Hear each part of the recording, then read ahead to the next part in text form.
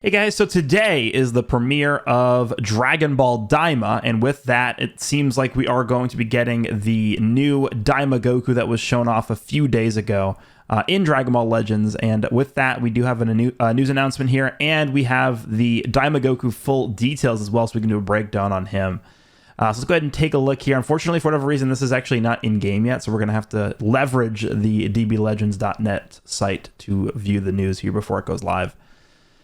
Thank you for your continued support of Dragon Ball Legends. It's finally happening. The first episode of Dragon Ball Daima premieres in Japan at, October 11th at 11:40 p.m.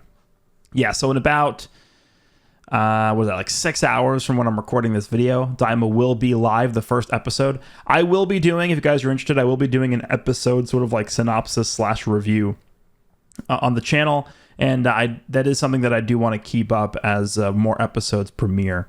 To celebrate the premiere, Goku Mini is joining Legends at 12:20 a.m. my time. After the premiere ends, get Z Power for Goku Mini from your gift box. Does not specify how much. I would imagine that this is not going to be a lot, and we'll get to why in a second. We hope you continue to enjoy Dragon Ball Legends. So we are getting Z Power for Goku Mini for free. Does that mean he's a free-to-play character? Technically, it does, but I doubt we're going to be getting tons of Z-Power for him because he's on a banner, because he's summonable. So this is going to be the upcoming banner. I assume this is coming out. When is this? So apparently it's already... No, this is actually tomorrow. Oh, okay. Tomorrow, huh? The 12th at 3 p.m. is tomorrow at 3 p.m. for me. Okay. Dragon Ball Daima Premiere Celebration Special Summon. Now, this is a different format than what we've ever seen on a banner before. This is 2 times Z Power, and then it says 2 of the 10 drops will have a 50% chance of being Goku Mini. So if we scroll down here, there's only one step, and you also are going to be able to get these coins, which I'm not sure yet what they're going to have in the exchange shop for this. We'll be able to probably check that tomorrow when the banner goes live. But here is the lineup. Goku Mini, we have Path to Power Kid Goku, Namek Goku, Goku and Frieza, Revival UI Goku. Why are there so many UI Gokus? Why is there there's just so many? There's 3 UI Gokus on here. Master UI Goku, Super Saiyan 4 Goku. Obviously, it's meant to be a Goku themed banner because it's Daima Goku. Not really a crazy lineup here. It is 2 times the Z Power. So what is this? You have a 50% chance twice per multi to get Daima Goku Z Power. So I don't think this guy's going to be that tough to get from this banner. The question is this worth summoning on? The answer is hell no. Hell no, is this worth summoning on? I mean, I haven't looked at what he does yet, but there is no shot in hell that this guy's going to be so good to the point where he's going to be worth summoning on the banner like this. He would have to be ultra level for that to be even considered. Other characters, so 0.5% sparkings. We got like a bunch of superhero stuff. Kaioken Goku, interesting lineup here. And then it's just the typical stuff here. Okay. So that's the reason. This is technically a free character. I assume we're only going to be getting limited amounts of Z Power. I wouldn't be surprised if they only gave us 100 Z Power for Goku Mini. And then they just sort of like reserved the rest of the Z Power for it being a summonable situation here for him. But let's go ahead and jump over to the game here, and we can actually see Goku Mini in-game. So let's go ahead and take a look and see what Goku Mini is able to do. Looks like he's a green melee type. Let's go ahead and pump these stats all the way up to the max. Melee type character, remember we're subtracting around 8,000 here. He's going to be high 250s to strike attack, low 240s to blast attack. He's going to be sub 180 strike defense, and then... what is that, like low 170s blast defense?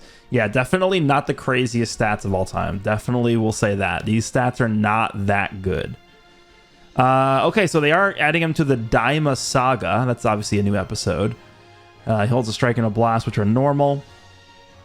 Okay. We have multiple new tags here. So we have Daima is its own tag, which I thought they were definitely going to do that. Then we have, what is this? Weapon Wielder. Huh. So every character that wields some kind of weapon is on this tag. Interesting. So like every version of Trunks is going to be on here. Every version of Trunks. We got Janemba with the sword. Deborah has his sword. Bulma, Mai have guns. Goku, Kid Goku has the power pole. So every iteration essentially of Daima Goku is going to be on here, assuming he maintains the power pole throughout every form that he has in the show, because, you know, power pole counts as a weapon. I guess Rildo counts as a weapon because his body is literally a weapon. Whis has his staff. What else do we got in here? Broly and Chilai, is that because Chilai has a gun? I guess so. Vados has her staff.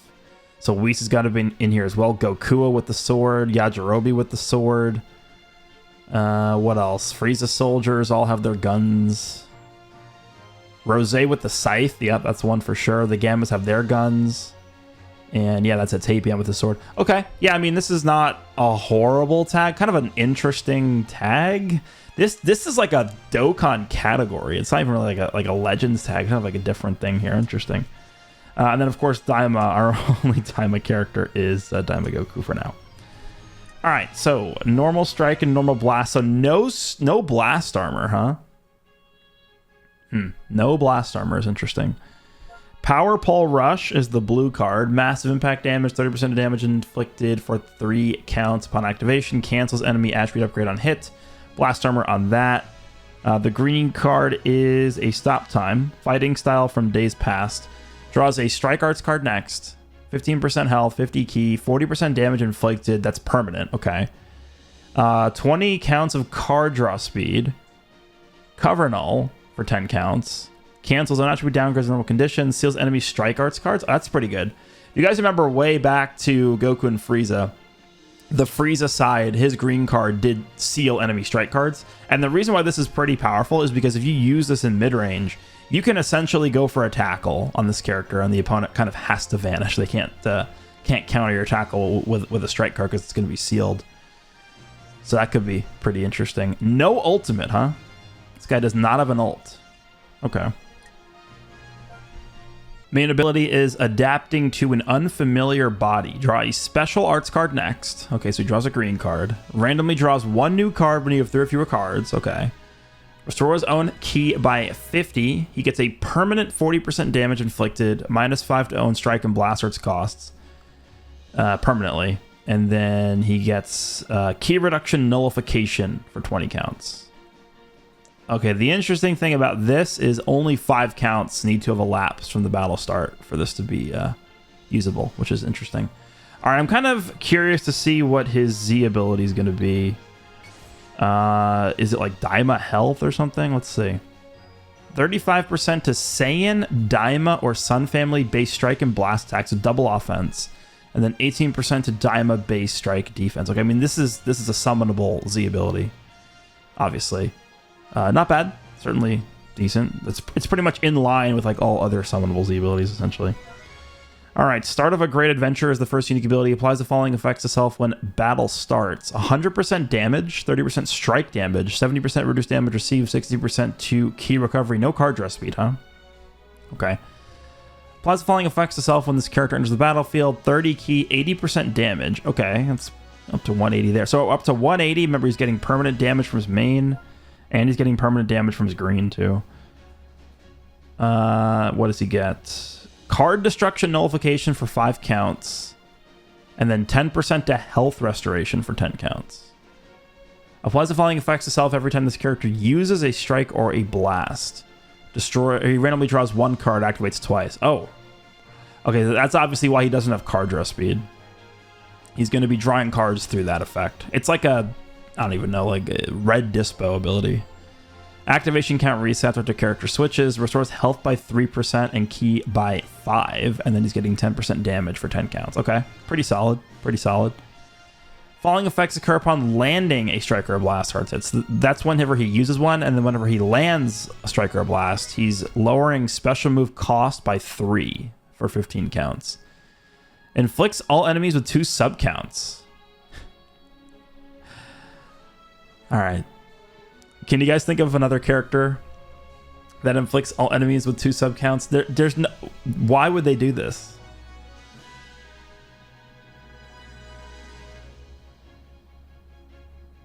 It's the same mechanic. It's the same mechanic, except it's strike or blast. LF Cooler is just strike, right? I'm pretty sure with this, not strike or blast. All right, you guys ready for rock, paper, scissors again? All right, cool. Following effects occur when this character performs a vanishing step. Randomly draws 1 new card when you have 3 or fewer cards. 20 key. Dragon Ball. Okay, when he vanishes, he gets a Dragon Ball. 10% damage inflicted by allies activates once. And then shortens ally sub count by 2. Okay. So he's getting a 10% damage support buff to the whole team when he vanishes for the first time. Okay, interesting so far. I mean, I'm really not a fan of the LF Cooler mechanic. That is the single mechanic that made me hate that character more than anything else.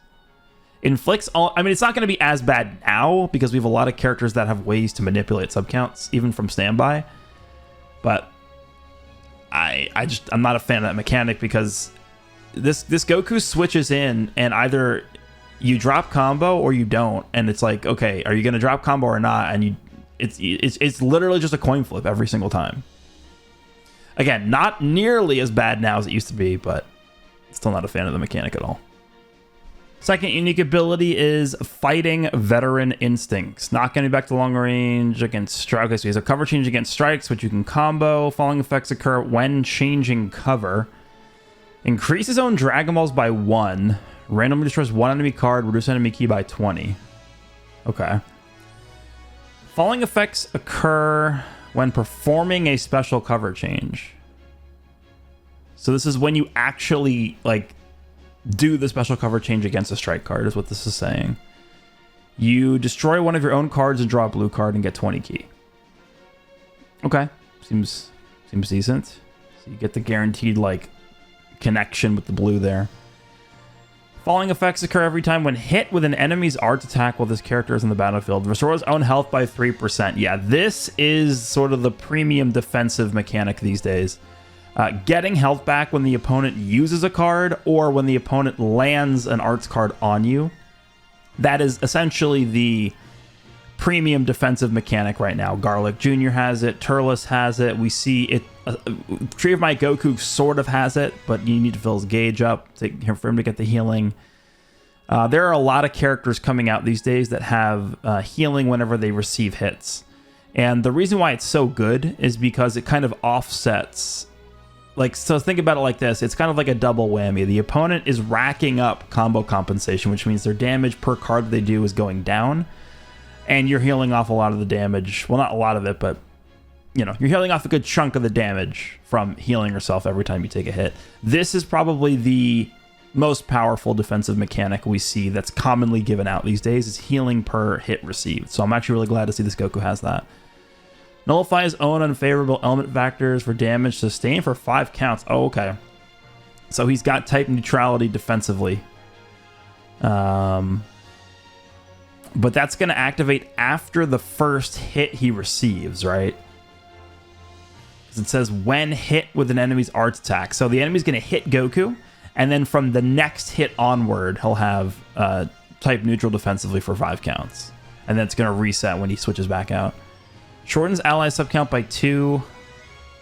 Okay.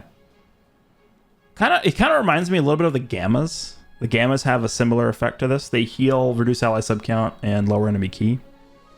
Goku isn't lowering enemy key though, right? Oh no, he is. Here, reduce enemy key by 20 and then destroys 1 card. But that's only on cover change. So if like the enemy drops or something, it's not going to activate. The following effects also occur if own remaining health is 50% or below. Activates once. Destroys own health. Restores own health by 25%. Destroys all of your enemy's cards.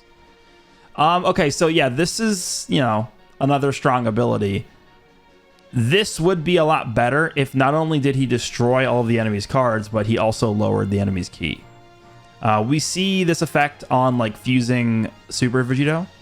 And yeah, it's powerful to destroy your entire enemy's hand. But a lot of times we have characters nowadays that, you know, don't really particularly care about that. You know, double card draw speed, triple card draw speed, main abilities that reload their hands, green cards that reload their hands. So a lot of times, even though you're destroying the entire enemy's hand, they have ways now with a lot of these crazy units to get around effects like that. So I would have also liked to have seen this guy potentially reduce ki also when he falls below half health, but this is obviously still a pretty good mechanic. Falling effects occur when this character is switched to standby. Another Dragon Ball. So he gains a Dragon Ball when he vanishes, he gains a Dragon Ball on cover change, and he gains a Dragon Ball when he switches. Could be a decent character to use next to Super Vegito. Restores ally health by 5%, which is good. That's an unlimited times thing. And then 15% damage by allies for 20 counts. Yeah, he seems pretty good. I mean, this guy probably seems about as good of a character that I would expect from like a character that's in between free-to-play and summonable. I don't even know the best way to explain it. Because, like, remember, they're giving this character Z power for free. I assume it's not going to be a lot, but they're at least going to give people like a taste of what this guy can do.